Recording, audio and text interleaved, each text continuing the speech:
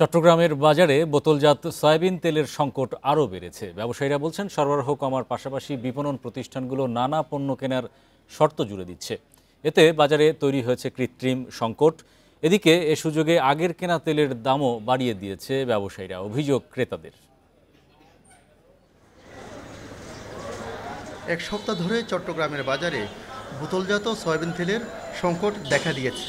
দেশের ভোগ্যপণ্যের সবচেয়ে বড় পাইকারি বাজার খাতুনগঞ্জের ব্যবসায়ীরা জানান, বোতলজাত সয়াবিনের 50 ভাগই ছিল এসএলএম গ্রুপের দখলে।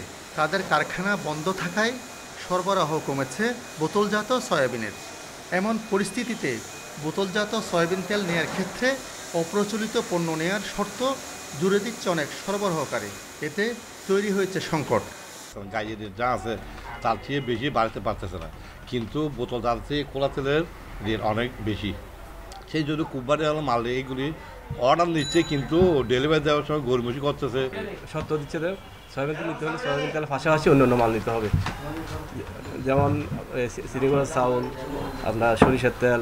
খুচরা ব্যবসায়ীরা বলছেন, বাজারে 2-3টি কোম্পানি ছাড়া অন্য কোনো ব্র্যান্ডের বোতলজাত সয়াবিন তেল পাওয়া যাচ্ছে না।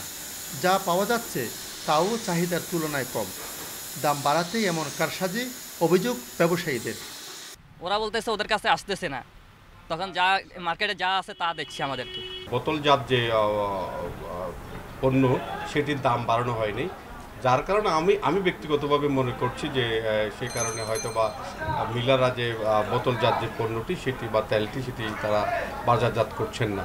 এদিকে কৃত্রিম সংকট তৈরি করে দাম বাড়িয়ে দেওয়ার অভিযোগ ক্রেতাদের। পাশাপাশি একজনে হাফ লিটার চেয়েছিল, ওইটি পাইনি। 1 লিটার চেয়েছে, পাইনি। দোকানে না রেখে রাখে ঘরে রেখে এটা সঙ্গে সৃষ্টিকের দাম বাড়ায়। সম্প্রতি বোতলজাত সয়াবিন তেলের সংকট মোকাবেলায় মূল্য সংযোজন কর 10 থেকে কমিয়ে 5% করা হয়েছে। তবে বাজারে এর তেমন প্রভাব পড়েনি দাবি ক্রেতাদের। আলমগীর সবুজ, ইন্ডিপেন্ডেন্ট নিউজ, চট্টগ্রাম।